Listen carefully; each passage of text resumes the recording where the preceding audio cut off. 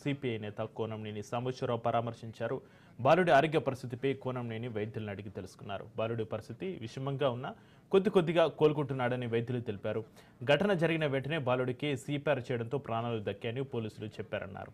తొక్కిసలాట ఘటనను రాజకీయం చేయొద్దని సూచించారు కోనంనేని. సినిమా రంగంలో మార్పులు రావాల్సిన అవసరం ఉందన్నారు ఆయన. బౌన్సర్లు గుండాల మాదిరిగా వ్యవహరించడం వల్లనే ఇలాంటి ఘటనలు జరుగుతున్నాయని, ఈ వ్యవస్థను రద్దు చేయాలని కమ్యూనిస్టు పార్టీ తరపున విజ్ఞప్తి చేస్తున్నామని చెప్పారు. ఈ ఘటనపై రేవంత్ రెడ్డి అసెంబ్లీలో వివరించారని అన్నారు. బాబు పేరు శ్రీతేజ్.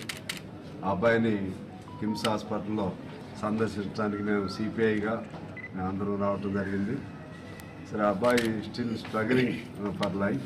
గతం కంటే కొద్ది బెటర్ పొజిషన్లో ఉన్నారు.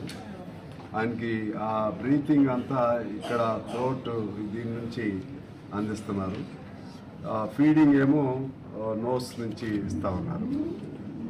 ఇంకా కూడా సెమీ కాన్షియస్లో ఉన్నాడు బాబు. ఆ బాబు పూర్తిగా రికవర్ అయితే మాత్రం ఇట్ ఈస్ ఎ మిరాకిల్. ఈ అంశానికి సంబంధించి ఇష్యూ ఆ టర్న్ తీసుకుంది. ఇవాళ ఈ ఇష్యూ అనేది సినిమా వర్సెస్ పాలిటిక్స్ లాగా, లేదా సినిమా ఫీల్డ్ వర్సెస్ గవర్నమెంట్ లాగా.